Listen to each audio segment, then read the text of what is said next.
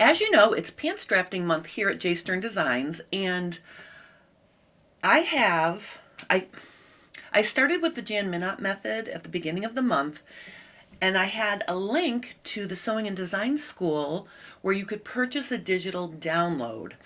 Now, the digital download is an amazing thing to have because finding the original copy of Jan Minott's books is nearly impossible now because they've been out of print for so long and they are so popular.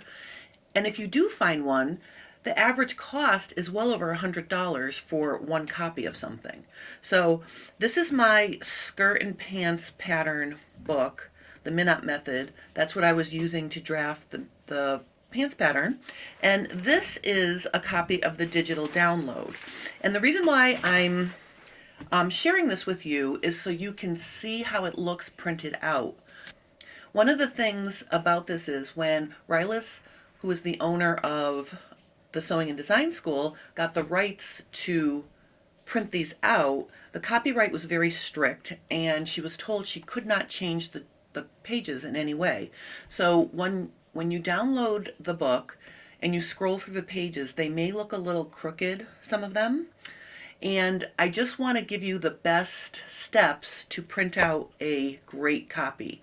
So I sent the PDF to my printer, and by the way, it comes with a copyright form that you should send to the printer with the request to print the book, because it is copyrighted and you need to have that form signed and you have to bring it with you to your printer.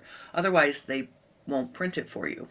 So this is the download of the skirt and pants book, and I just want to page through and show you the quality of my copy because it's very nice and it's literally identical to the original. And actually, before I page through the copy, let me just show you in my copy here.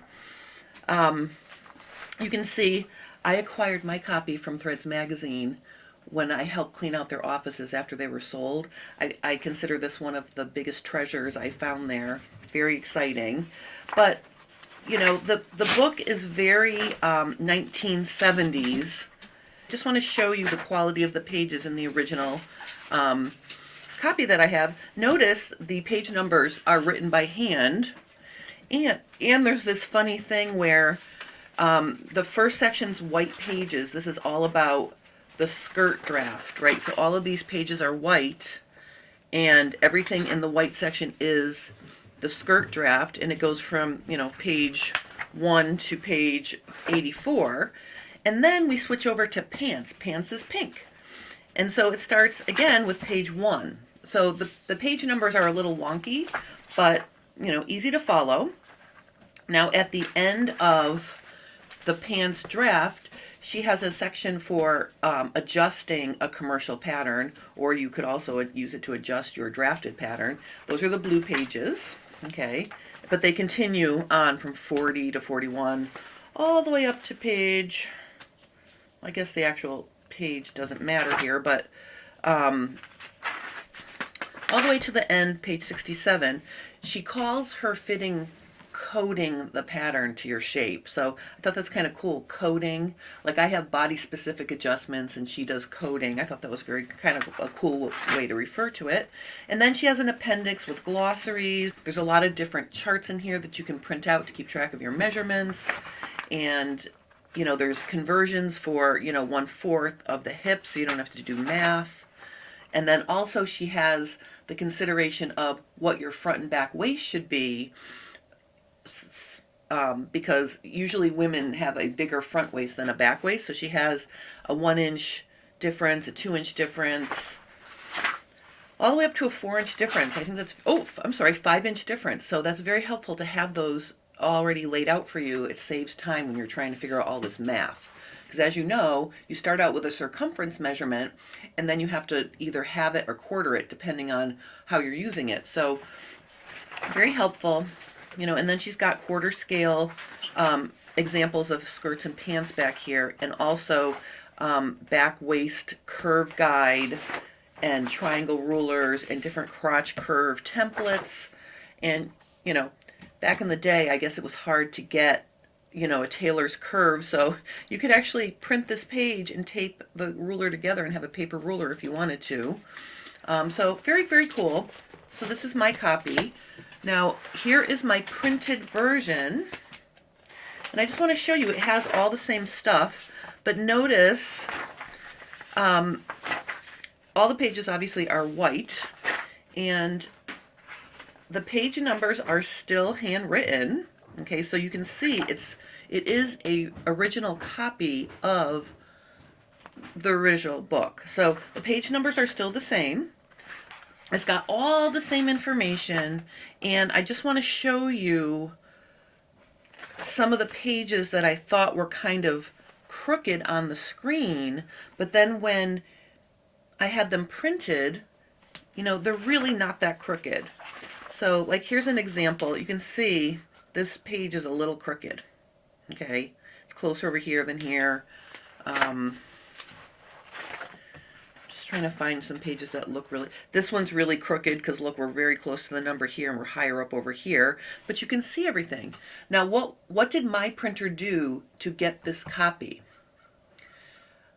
When she was looking through the screen at all the pages, she noticed that some of the pages were crooked, so she chose fit on page as a setting. As you know, when you print things, you can choose, print 100% or print, true to size. But there's also another option, fit on page. Choosing the fit on page option made sure that if any of the pages were crooked, they still captured the entire text and illustrations for that picture. So I just wanted to give that tip, and I wanted to share this actual digital download from the Sewing and Design School so you can see.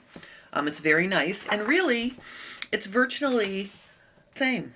If you put a binding on it, notice I got this binding put on. Same binding. Look, same binding. There's a back. I have a back. So, I just wanted to share this with you. So if you were thinking of getting any of the digital downloads, you get to see it before you buy it.